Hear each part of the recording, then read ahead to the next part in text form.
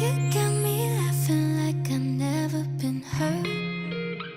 Bring out my good side when I'm at my worst. You got this way of talking me down.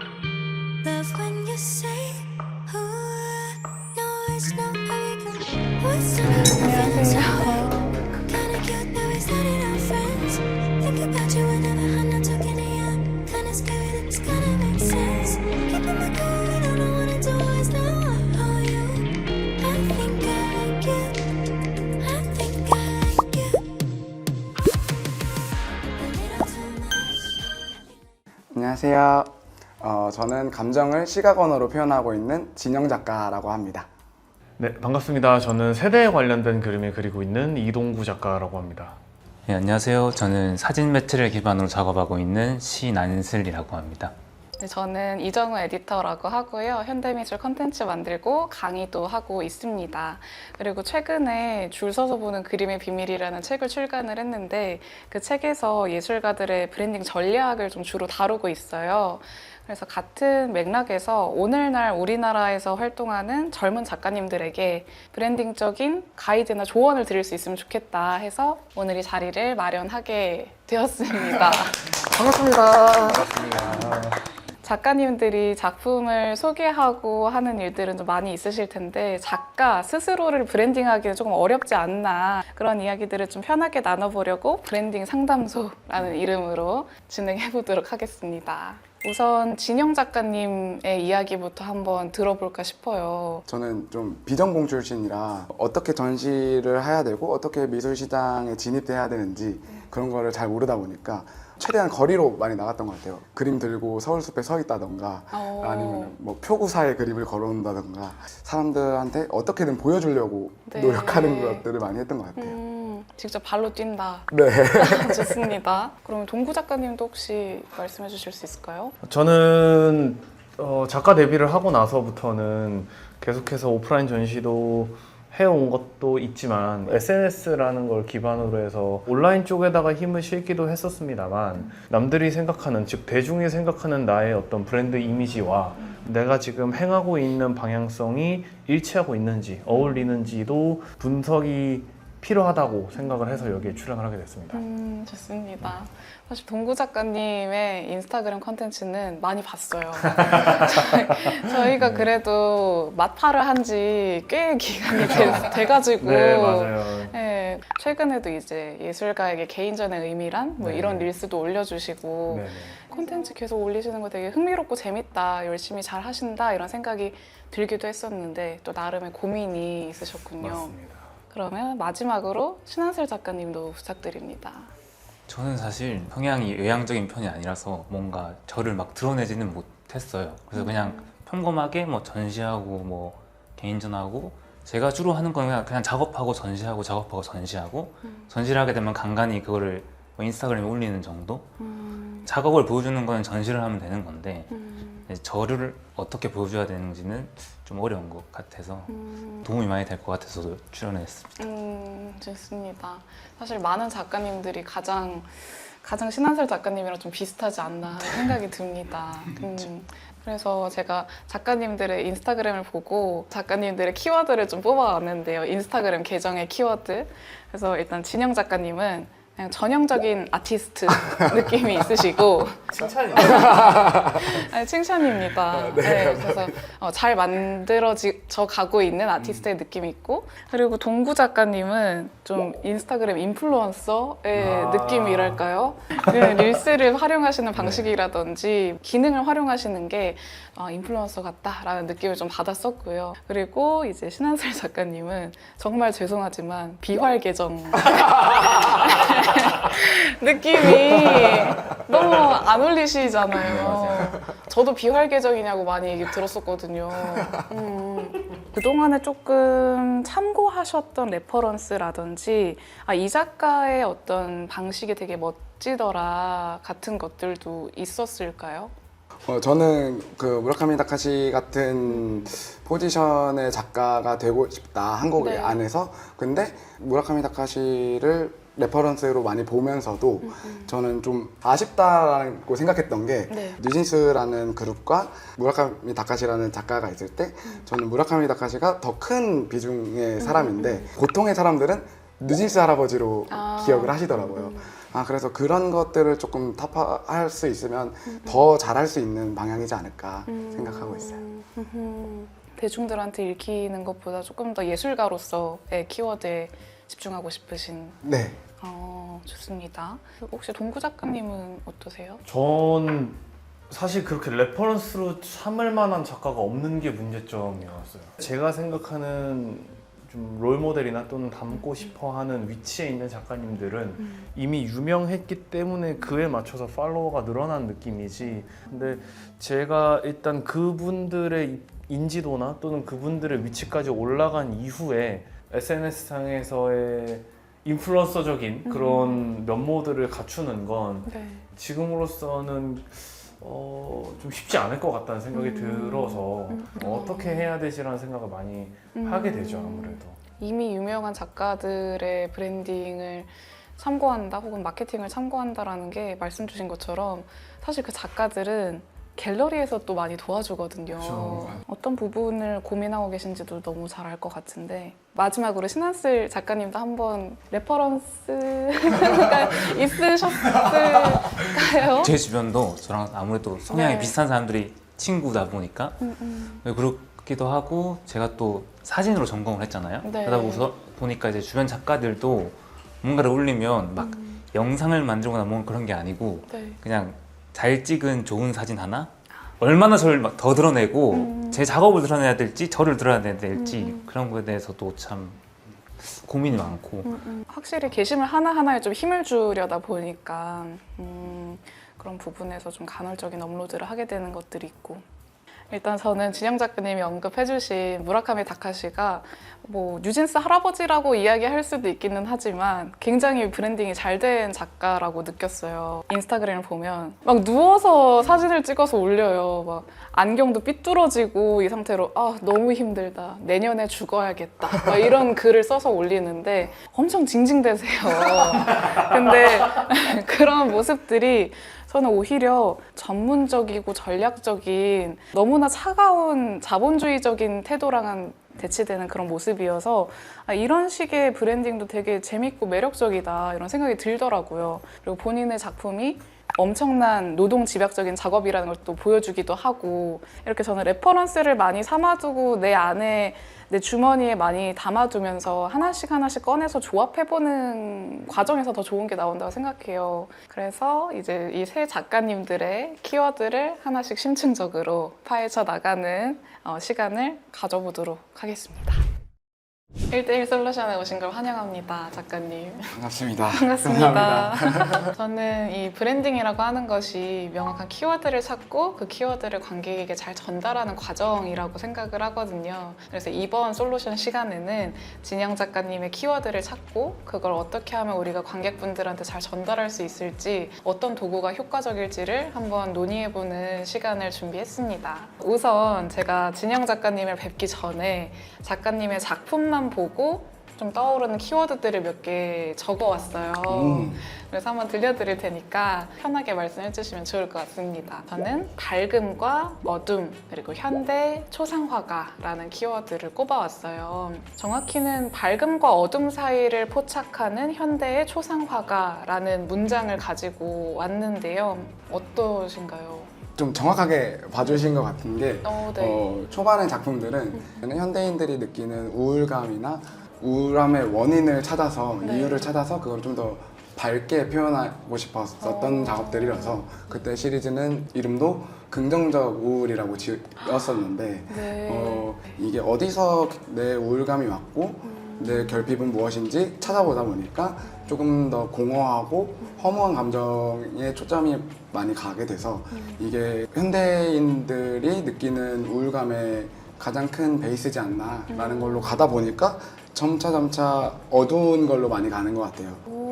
의미를 알고 보니까 작품이 더 와닿는 것 같아요. 진영 작가님이 선보이는 작품의 어떤 느낌도 일러스트적이고 애니메이션 같은 느낌이 있잖아요. 근데 그런 작업을 선보이는 작가들이 흔히 다른 시리즈를 기획할 때 하는 시도가 뭔가 피규어를 만든다든지 3차원의 작품들로 많이 넘어가는 것 같은데, 전 진영 작가님한테서 굉장히 흥미로운 포인트를 발견한 게 조각이 아니라 퍼포먼스를 하셨다는 점이었어요. 우선 제가 먼저 퍼포먼스를 골랐던 이유는 회화 작업을 하면서 그림이라는 건 어떻게 보면은 비언어적인 표현인데 네. 내 비언어적인 표현이 관객들한테 정확하게 의도가 전달된 게 없는 것 같다.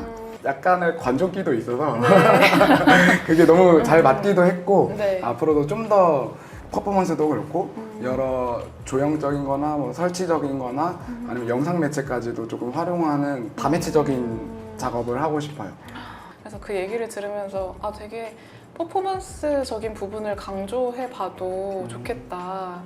왜냐면 굉장히 많은 예술가들이 거리로 나가서 대중하고 소통하기보다 미술관에 걸리고 싶어 하다 보니까 그런 점들이 저는 작가님의 좀 차별점이 될 수 있지 않을까라는 생각을 했어요. 그래서 떠올렸던 아티스트가 바스키아가 저는 좀 떠올랐었는데요. 바스키아가 유명해지기 전에 19살, 20살 때 언더그라운드에서 활동을 했었어요. 그때 스트릿 아티스트였는데 진짜 스트릿에서 살았어요. 노숙을 했거든요. 그때 그렇게 거리에서 활동하면서 추구했던 예술이 좀 철학적인 예술들이었고, 자신의 어떤 철학적인 아이덴티티가 담긴 문구들을 길거리에 막 적어뒀었어요. 근데 그걸 그냥 아무데나 적는 게 아니라 미술관 앞이나 갤러리 앞 같이 좀 미술계 관계자들이 많이 다니는 곳에 그런 문구들을 적어두고 사람들이 그 문구에 익숙해질 때쯤에 그 문구가 적힌 엽서를 거리에서 또 팔고 티셔츠를 또 거리에서 팔았어요.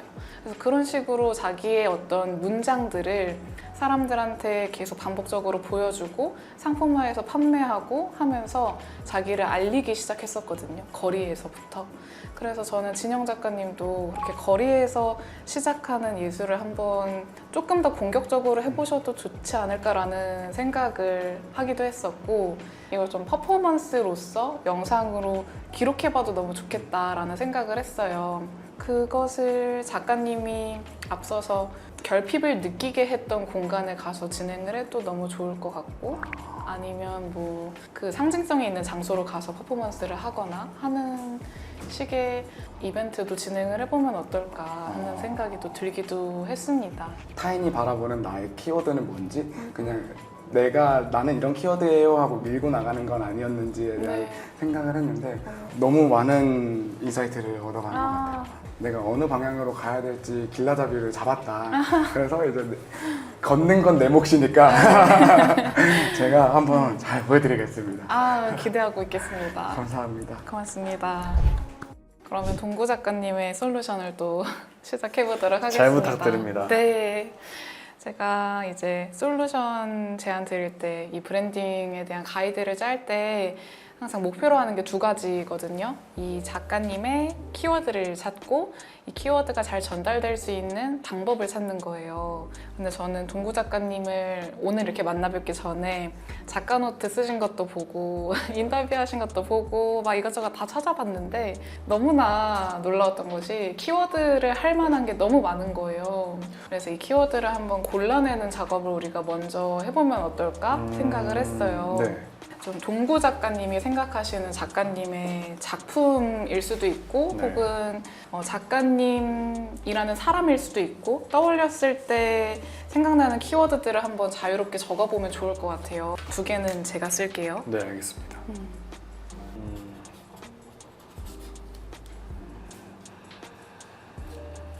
적어놓은 걸 펼쳐주니까 어떠세요? 첫 번째 감상평은 좀 중구난방이라는 생각이 좀 드네요. 저는 포스트 단색화랑 사유하는 젊은 장애인이라는 단어를 가지고 왔는데요.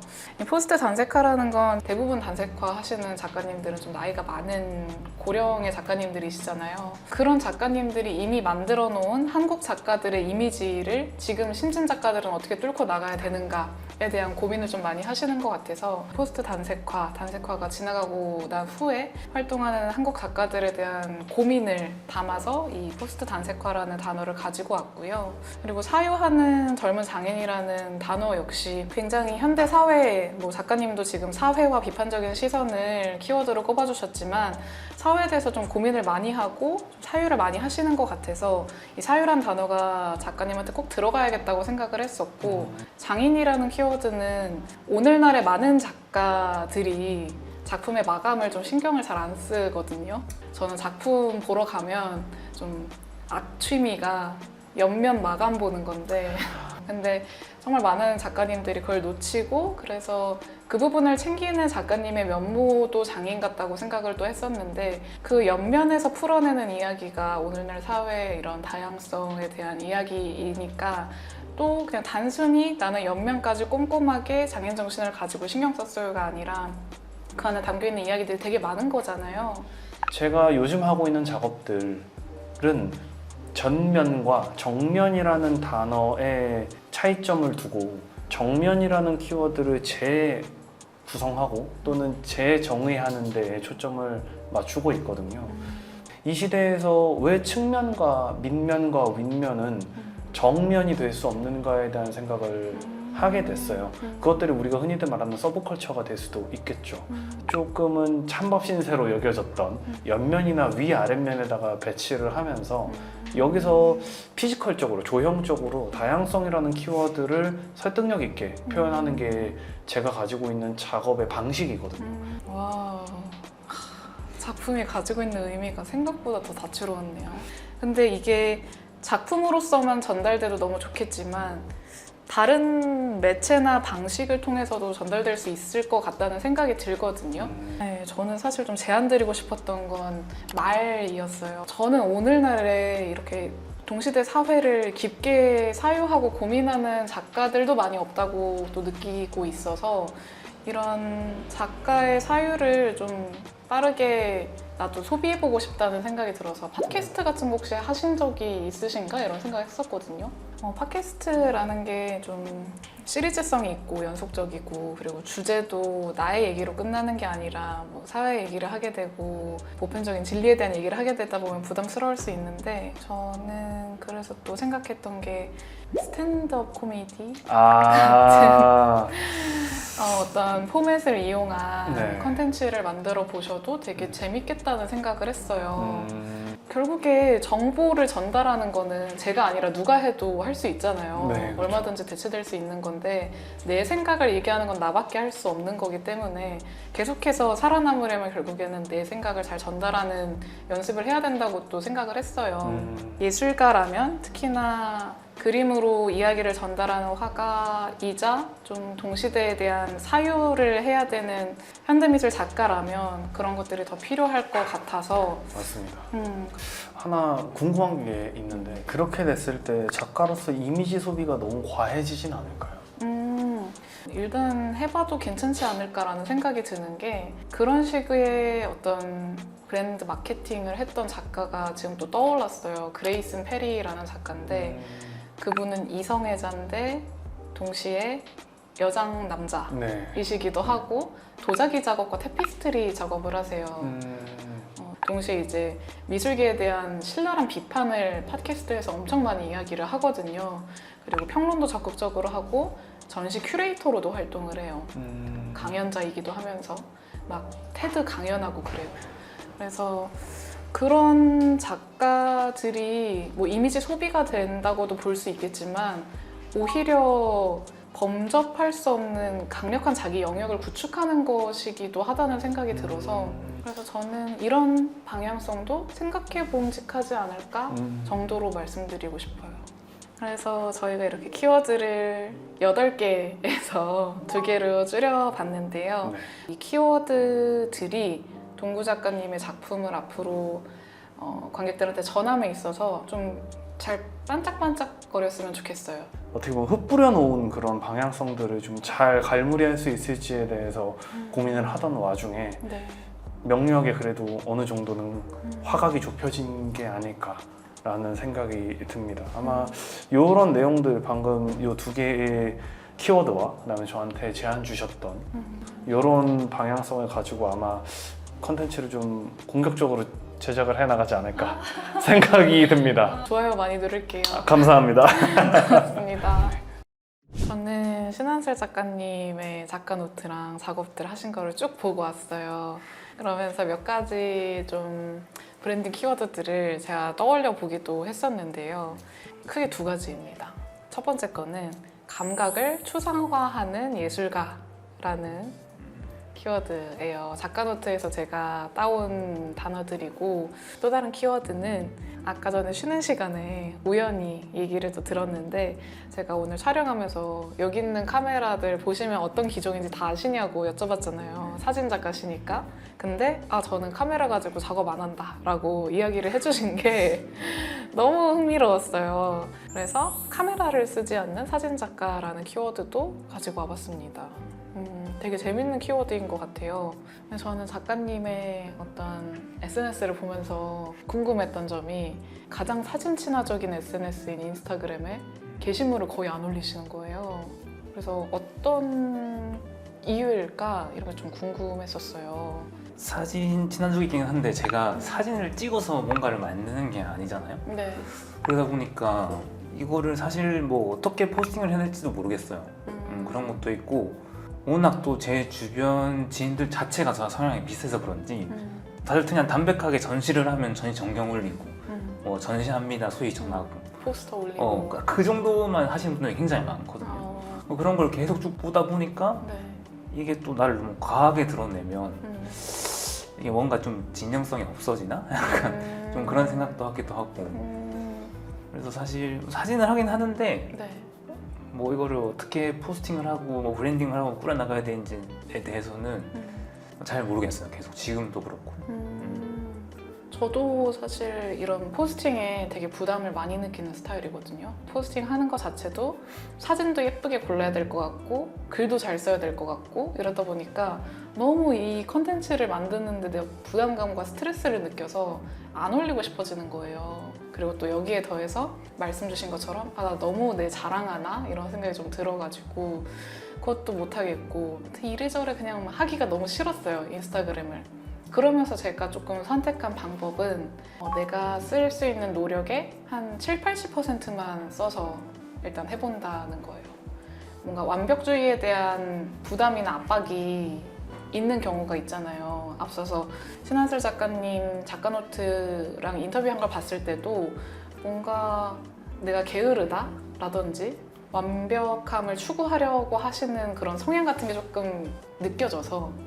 그거 근데 많이 듣긴 해요. 주변에서도 그래요? 저한테, 그러니까 제가 납득이 안 되면 뭔가를 보여주지 않는 타입이라서. 그래서 좀 그런 얘기를 많이 들어요. 그러다 보니까 그 힘을 빼고 뭘 올려야 될지, 일단 뭘 올려야 될지를 모르겠는 것 같아요. 근데 그게 좀 제일 헷갈리는 것 같아요. 그래서 제가 그 레퍼런스로 들고 온 계정이 있는데, 아까도 말씀드렸지만 다른 작가님들은 다 예술가의 레퍼런스를 들었는데 이제 신한슬 작가님은 비회화 작가예요. 누구냐면 박찬욱 감독님입니다. 박찬욱 감독님이 본인의 본계는 비공개 계정이에요. 그래서 지인들하고만 소통을 하는 계정인데 부계정을 운영하세요. 사진 계정. 그래서 라이카 카메라로 일상에서 그냥 포착한 순간들을 특별한 코멘트 없이 그냥 사진만 틱틱 올리세요. 근데 그 관점과 어떤 온도가 박찬욱이라는 사람이 영화에서 보여주는 그런 특징과 꽤나 비슷하기도 하고 또 때로는 많이 달라서 그 자체로 되게 흥미로운 거예요. 그래서 저는 신한슬 작가님도 나의 메인 작품들을 선보이는 계정에서는 그냥 신한슬이라는 작가가 이런 작품을 하는구나, 이런 전시를 하는구나 정도만 보여주고, 그냥 일상에서 조금 가볍게 툭툭 이 사람이 던지는 혹은 포착하는 그런 것들은 어떤 이미지를 하고 있는지 가볍게 보여줘 보는 것도 저는 괜찮겠다. 그냥 내가 기록해 놓으려고 이런 느낌으로 해봐도 저는 충분히 매력적이지 않을까 싶어요. 그런 게 강박이 있는 것 같아요. 작가 계정에는 너무 일상적인 걸 올리면 안 된다. 워낙 신한슬 작가님의 이미지가 그냥 되게 시크하고 쿨한 느낌이 있거든요. 그래서 뭐 동의를 안 하실 수도 있지만 제3자 입장에서 봤을 때 그래서 저는 뭔가 젠틀몬스터의 쇼룸 같은 것도 좀 떠올랐어요. 뭐지? 왜 저런 거 하지? 약간 의아하고 그런 느낌이 들어도 아 그냥 우린 이거 할 거야. 봐. 보든지 말든지 약간 이런 스탠스거든요. 그래서 작가님의 SNS도 그냥 나 이런 거 하고 보든지 말든지 좀 쿨하게 굳이 막 사람들한테 뭘 전달해줘야 돼, 뭘 느끼게 해줘야 돼 이렇게 생각 안 하시고 그냥 아카이브 한다 이 정도로만 하셔도 충분히 매력적일 것 같아요. 그게 작가님이랑 되게 잘 어울려요. 그래서 그렇게 해보셔도 너무 좋을 것 같습니다. 자, 이렇게 개인 솔루션까지 모두 다 끝이 났습니다. 고생하셨습니다.